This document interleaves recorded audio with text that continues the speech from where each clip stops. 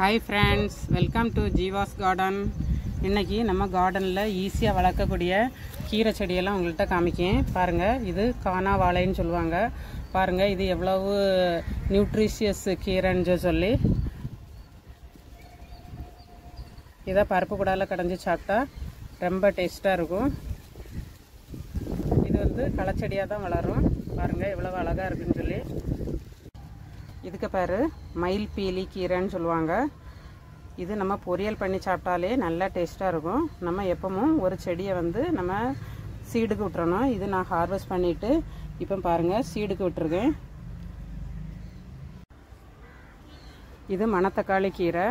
நம்ம ஆட்டு உரம் போட்டாலே இந்த கீரையெல்லாம் தானாக முளைச்சி வர்றது.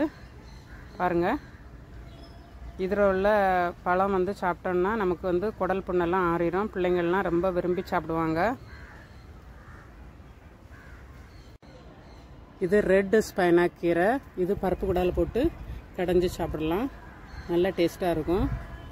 எல்லோரும் வந்து வீக்லி 2 days கீரை எடுத்துக்குங்க இந்த சம்மரில். இது சிவப்பு தண்டு கீரை. இப்போ சீடு காண்டி விட்டுருக்கேன்.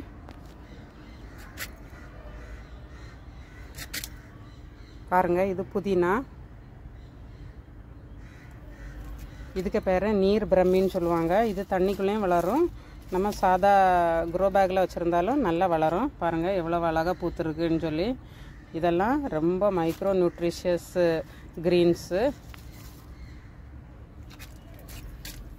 இது கரிசலாங்கண்ணி, வெள்ளை கரிசலாங்கண்ணி.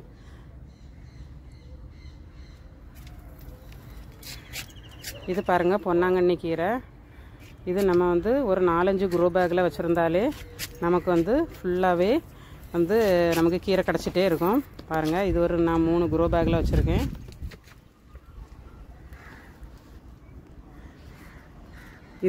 இது முருங்கைக்கீரை. நமக்கு இதில் எல்லா விட்டமின்ஸ் மினரல்ஸும் இருக்குது. இதில் உள்ள பூவு காய் எல்லாமே நமக்கு யூஸ்ஃபுல் தான். அதனால் எல்லாரும் முருங்கைக்கீரை வச்சுக்கோங்க.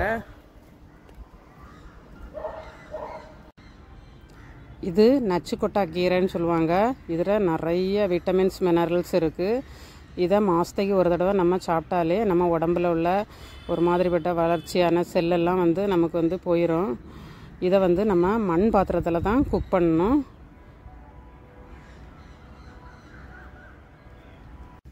இது வந்து வெங்காயத்தாள், சின்ன வெங்காயம். பாருங்கள், இது நம்ம பிரியாணி பண்ணச்சோம், ஃப்ரைட் ரைஸ் பண்ணச்சோம்லாம் யூஸ் பண்ணிக்கலாம்.